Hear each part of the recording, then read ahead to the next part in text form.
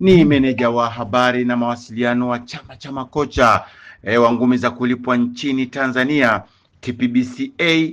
Amezungumza katika kipindi cha Fair Play kinachorushwa na kituo cha TV3 kilichopo jijini Dar es Salaam. Akizungumza katika kipindi hicho, amesema kuwa anahitaji kutengeneza Boxing Media Day ambayo haijawahi kufanyika popote nchini Tanzania, ili kuwepo kama watu wanavyofanya kwenye mpira, ili kutengeneza mfumo ambao makocha watapata nafasi na mabondia wasioonekana ili waweze kuonekana na kutembelea kila gym kwa kila mwezi ili kutatua kero zinazopatikana katika gym hizo.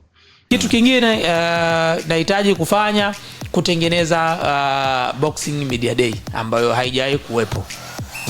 Umeelewa? Kwenye mpira tunaona kuna media day kila mwezi, watu wanafanya vyombo vya habari vinaenda kufanya coverage. Sisi tunataka kutengeneza mfumo ambao makocha watapata nafasi na wale mabondia ambao hawajawahi kuonekana wataonekana, kero za gym zitaonekana. Lakini pia tunaifanya katika mfumo gani?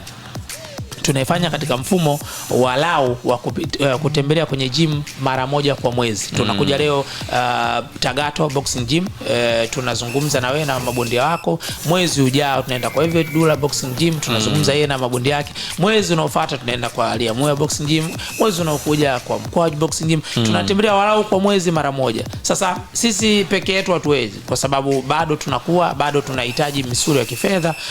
Lengo la kuja pia hapa kuomba wadau yeyote ambaye anahisi kabisa bwana mimi naweza nikaweka kitu hapa, mathalan mfano Aliamuya Company Limited, basi tutachukua brand yake, itakuwa miongoni mwa watu ambao watakao tusupport.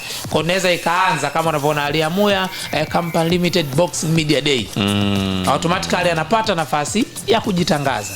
Kwa tutakuwa na aina ya ufanyaji wa matukio kwa mara mbili kwa mwezi. Okay. Kwa maana mara moja kwa mwezi inakuwa ni Media Day. Lakini kabla Media Day tunatengeneza mfumo wa kuweka press conference ya kutangaza bwana mwezi huu tutaenda jimu fulani, tutafanya 1 2 3.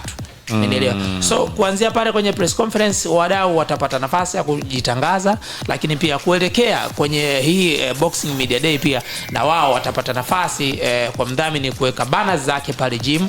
Nikiripoti kutoka 24 update hapa katika hii media kubwa kabisa hapa Tanzania, mimi mwanahabari wako Dr. Dre.